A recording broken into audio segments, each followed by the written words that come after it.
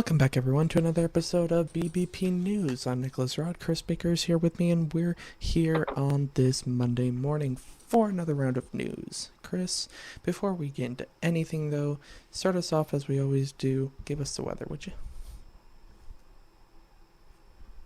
In Los Angeles, California, it is sunny 87. In Houston, Texas, it is raining 77. In Chicago, Illinois, it is also raining 76. And in New York City, it is partly cloudy 88. But it's the end of another weekend. It's the start of a new week. We are here. How do you feel about it being Monday, Chris? I'm fine with it. You're fine with the Monday? Yep. You know, we've passed through summer and everything, so it's been a solid, what, well, we'll just say 2 months since you got out of school. 3 months now, actually,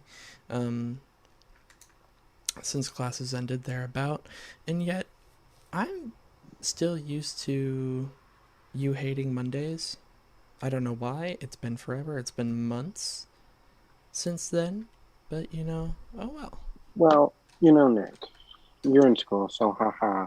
Um, but, you just talked about summer ending, and that's like the perfect um segue into the Zoom debate. And, for this Monday, Nick, the topic is, when is summer officially over? Like, we all know summer technically is over September 21st, but when do you know summer is actually over? Um, for me, I don't. I acknowledge the official end of summer in September, but honestly, I'd say when the high temperatures start consistently hitting in the mid, like the low to mid 50s, this is when I'm like, okay, this is, we're done. Okay, so I've been seeing on social media, this has actually turned into quite the conversation. And a lot of people are saying when the leaves colors start to change, when concert venues start to change, Mm-hmm. the furnace turns on for the first time, um, the kids are back in school. Yeah. Um, when I pull the snow shovel out of the garage for the first time, Wow. So one or two things: and either they're then it very gets into. political. No, jeez. Yep, the next election, can't wait for that to happen. Always have to Mm-hmm. get political on social media. So another person said when I have to close the windows at night, and then when I have to bust out the leaf blower on the weekend. Yeah. So based on these comments, not a lot of people like really follow the calendar version of summer ending. Um, and then someone else said, no, this one I didn't even think about. Okay. Okay. Someone said when ice cream shops start to close. Oh, yeah, that's a I didn't good even one. think of that. That's a good one. Valid But I point. have to be honest. Mm-hmm. The people that say when school is back in session, I feel like for me, that's when I feel like summer is over too. Because it always felt like since school started another week or two, I was starting to do fall cleanups. Yeah, well, my one thing about the whole school comment and when school starts and everyone goes back is like, for me, I always thought of it as, well, that's when vacation ends, but the classrooms are still about 95 degrees for like the first couple weeks at least. And so I'm still feeling the effects of summer, therefore, summer still exists. So I could never go by going back to school. That was just like when vacation was over. Um, so it seems like here's the options that most people are saying. When school's back in session, you have to start doing fall cleanup. Leaves have turned. A few people actually said the first morning dew, cold temperatures. So which one is it, Nick? Well, like I said, for me, typically it comes down to like when the temperature hits low to mid 50s, consistently. If you just have like one day where it's like 53 and then the next day it's like, 65 again, so, 70 degrees, oh, nah. We can still talk about summer at that point. But when it starts consistently hitting, 52, 55, all those temperatures, then I can be like, okay, no, we're done, I guess. We're starting to move towards winter. Or if I don't go by that, I'll go by like when I start hearing leaves on the ground like in abundance. I'm sticking firm with, first day of school, summer's over, Mm-hmm. because it was always school, and then you have a few more nice days. It seems like as soon as you go back to school, and then there's always that spell of hot weather. It seems like that always happens for like 2 to 3 days, and then all the leaves come flying down. And every day, or not every day, every Friday, I would be doing leaf cleanups and stuff like that. So I feel like that's when summer is over, Well, and here's I'm my sticking question. firm to that. Here's my question there. Because now that you're out of school, you're a graduate and everything, um, are you still going to follow that as the years go on? Yes, because I feel like we're in fall right now. See, I'm still Because I getting the mean, summer I wake feeling. up, I wake up early in the morning, like to Mm-hmm. go to work, 5:15, 5:30, Yeah. and it's freezing. It's like 50 degrees. The other morning I woke up and it was 45 degrees out. Yeah, I mean, I've been getting up, not as early as you, but I've been getting up at 7:30 thereabouts as the semester has started here, and I do definitely notice a drop in temperature, but I kind of, to be honest, I like where we are now.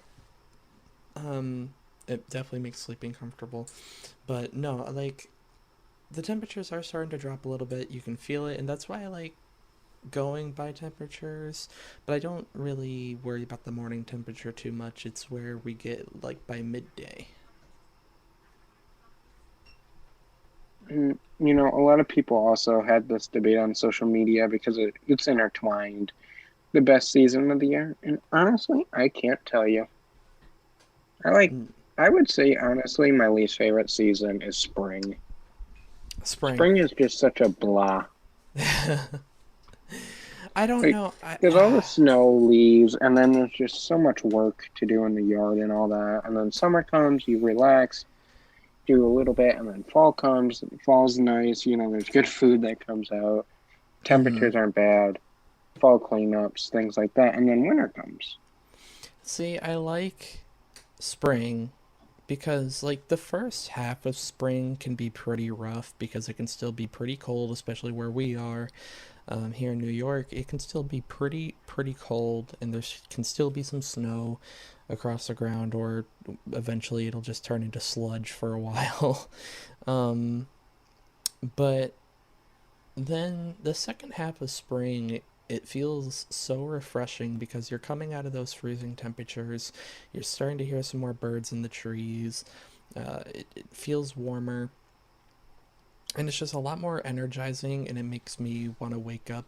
Like, it makes me more motivated in the morning, oddly enough. My least favorite, I'd have to say, is winter.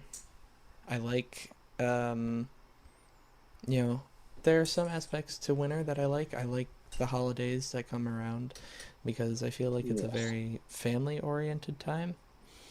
Um, but at the same time, I feel like winter is when I'm kind of at my lowest. So, I hate the holidays. Like, I used to love them, but now that I'm older, they're just so much work, if we're being completely honest. I like winter. See, in the middle of the summer, I'm like, I can't wait until fall gets here. And in the middle of fall, I'm like, I can't wait until freaking winter gets here. And then after our third snowstorm that's over, I'm like, if we get one we're more done. snowstorm, I'm gonna lose it. Yeah. And so then spring comes, and I'm like, yay, spring, whatever. And then summer, and then the cycle repeats. I don't know. I don't mind winter anymore. I used to hate winter. I don't really mind it anymore. The only thing I don't like about winter is it's dark out at 3:30 in the afternoon. And that's part of the like rough part for me is that it's just so dark. But um yeah, no. Winter is probably, I'd have to say, my least favorite season. I acknowledge fall when the temperatures start to get low or when the leaves start hitting the ground. So I guess, we do have a disagreement there. I don't hate you. No, no, this isn't one of I those think ones where it's I'm at your back to throat. school. Yeah. Back to school and spring. And I don't hate spring. It's just like me. Yeah, It's like and that's how me. I I am with don't have winter too. like, not much is going on. Yeah. In spring, not much is going on. And see, we had a nice orderly debate about it, and I don't hate you.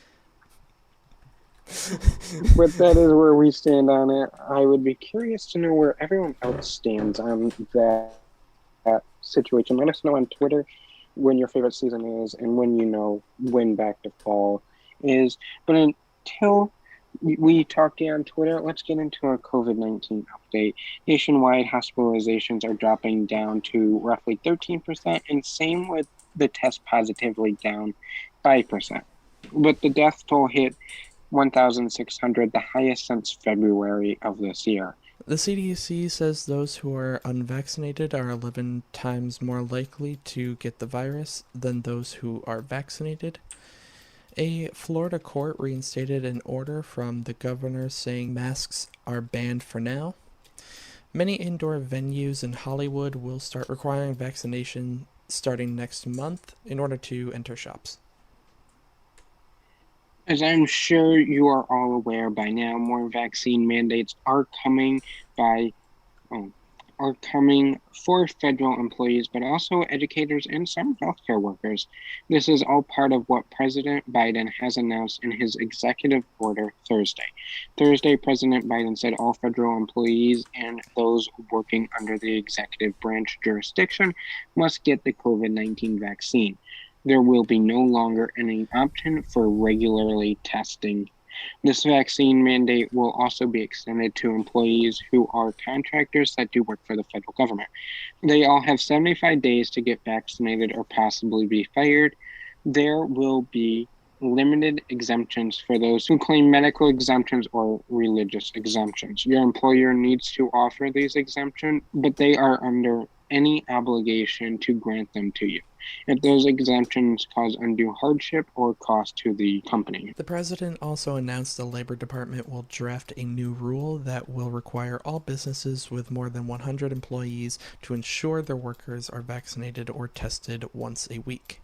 Companies could face thousands of dollars worth of fines per employee that does not comply. This would be up to $13,600 per violation.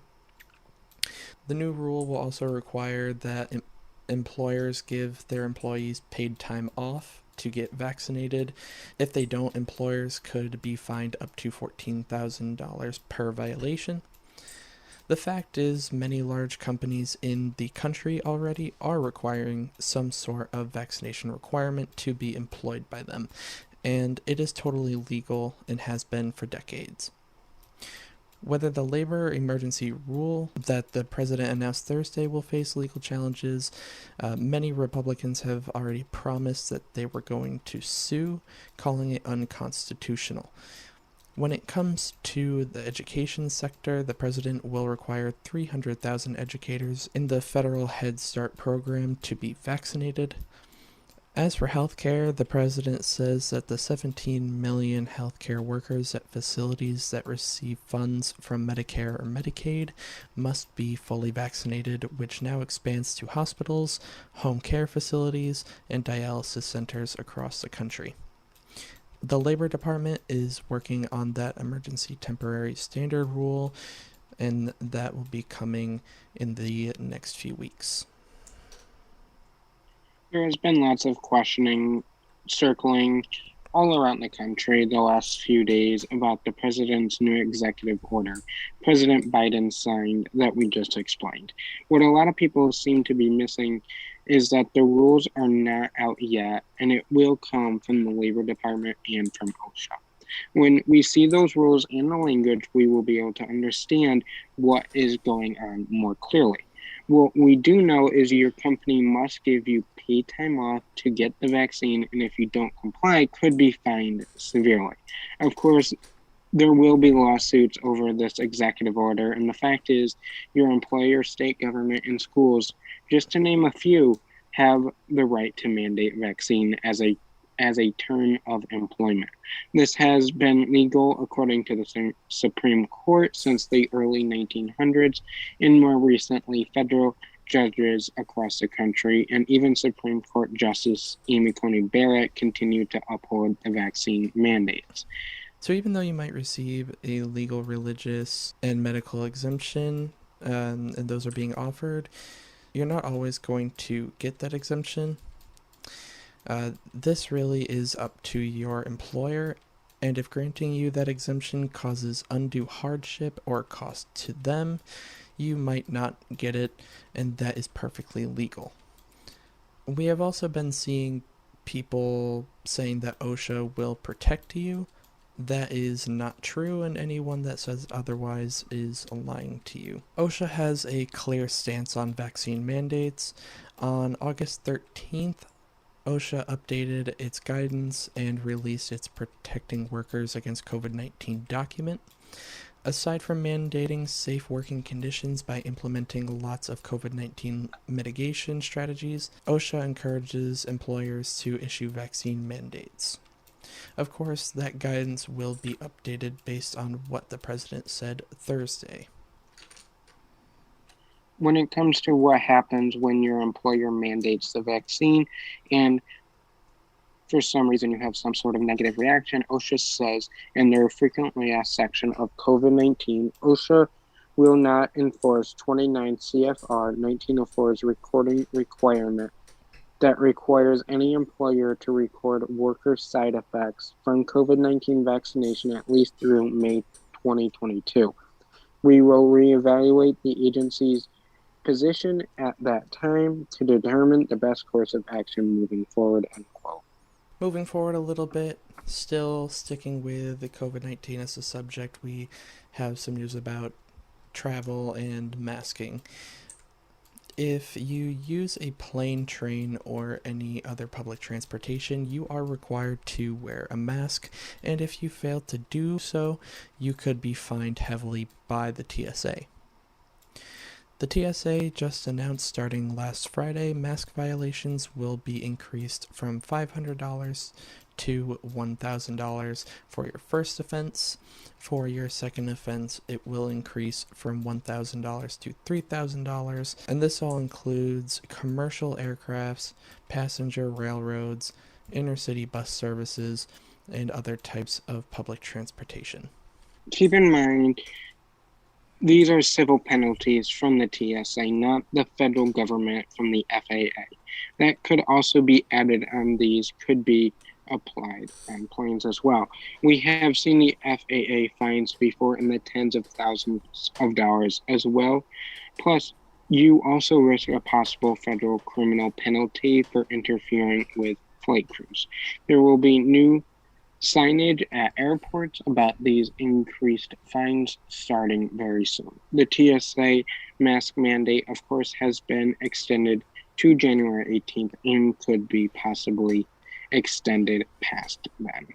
Now we turn away from COVID-19 and we look at Texas because the Attorney General of the United States is now suing Texas. This lawsuit is putting constitutionality at the center of controversy.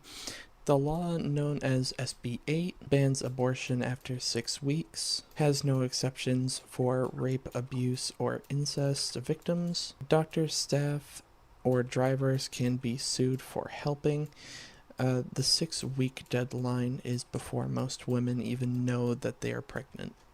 Attorney General Merick Garland argues in the suit that SB 8 infringes on constitutional rights and long-standing court precedents. The Supreme Court initially declined to block the law, but that the ruling did not address the constitutional aspect. Texas Governor Greg Abbott did release a statement saying, quote, he is confident that the courts will uphold and protect the right to life, end quote.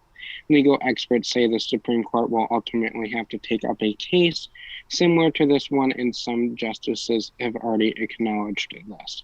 Before this, the Supreme Court will hear arguments from Mississippi, and Mississippi is asking the justices to overturn Roe v. Wade.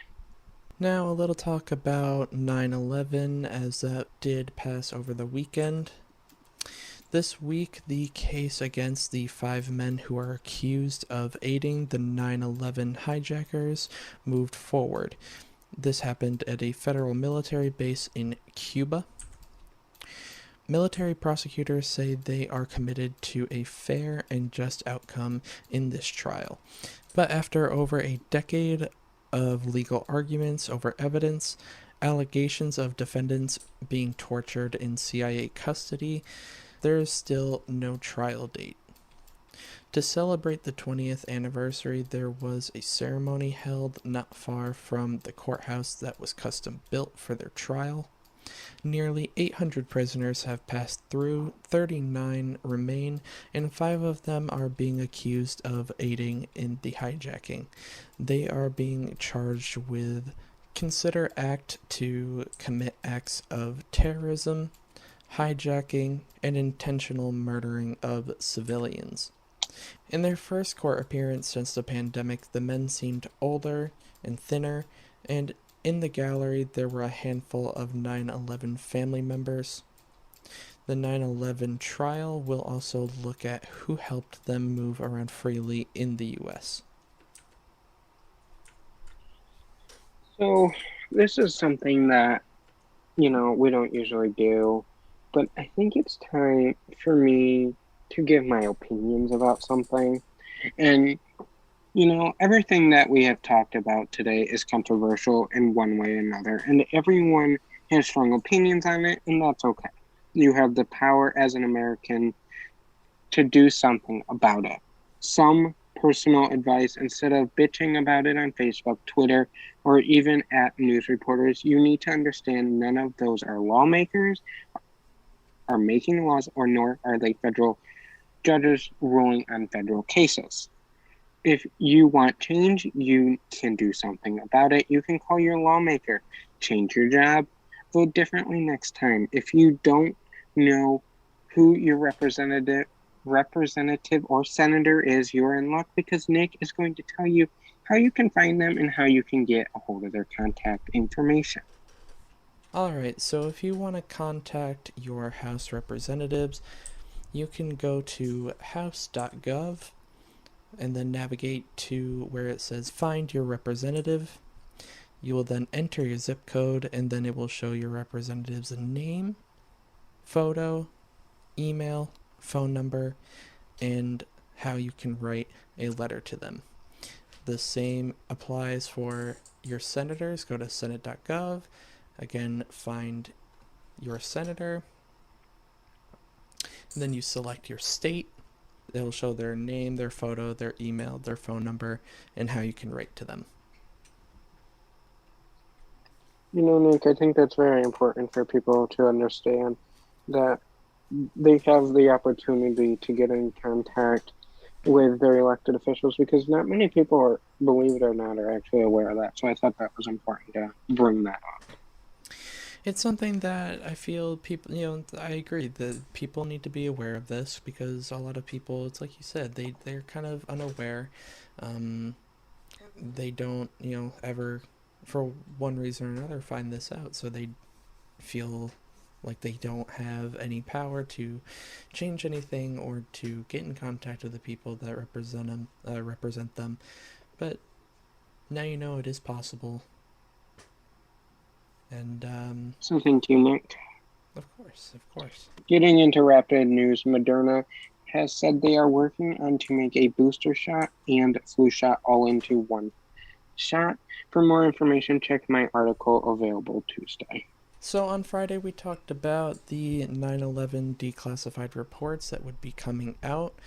Well, they did come out minutes before we recorded this episode, so there will be more on that on Friday's episode. And that is the end of Rapid News. Nick, what do you have for Monday morning good news? All right, so for the good news story today, I have a story about a woman who was facing eviction. Um, she didn't have any way to pay her landlord back. She was completely broke, and she had basically moved all of her furniture and everything out of her apartment uh, when she got a little surprise. So, a little before, when she first found out about the eviction, she had set up a GoFundMe page in hopes that she could raise a little money to prevent the eviction. Now, she asked for $2,000, um, but never really expected to reach that goal in time. However, she was then informed a day later that $170,000 had been raised.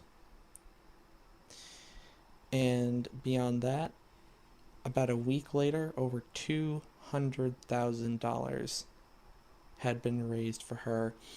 She got to find this out through a representative of CNN who gave her the news, along with her boyfriend and his 3 children that she took care of part time.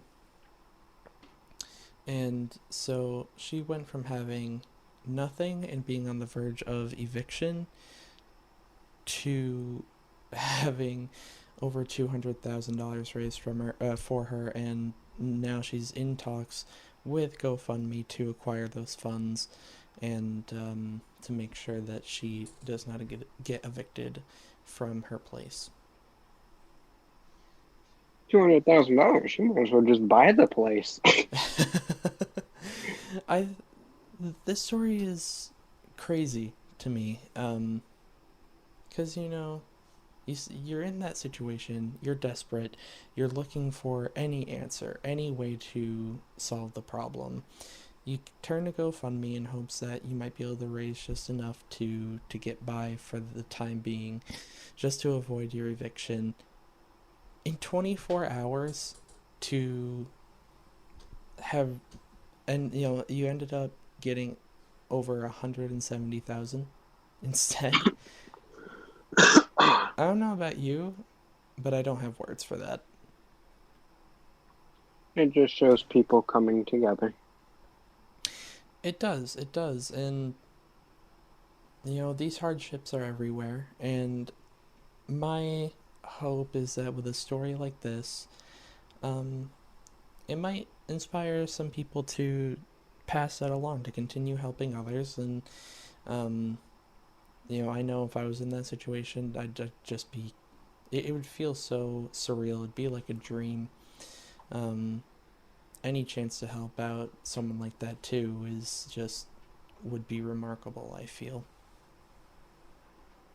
I agree with you. That is the end of this Monday morning news episode. Make sure you follow us on the BBP News Twitter account for the latest 24-hour breaking news so you are always in the know. Check out our personal accounts to see what we are up to. And check out our latest Medium articles. We are always writing about different topics that are going on in the news that are separate from what we talk about here on the podcast. But until Wednesday morning for a dumb law, have a great start to your week, everybody. Bye, guys.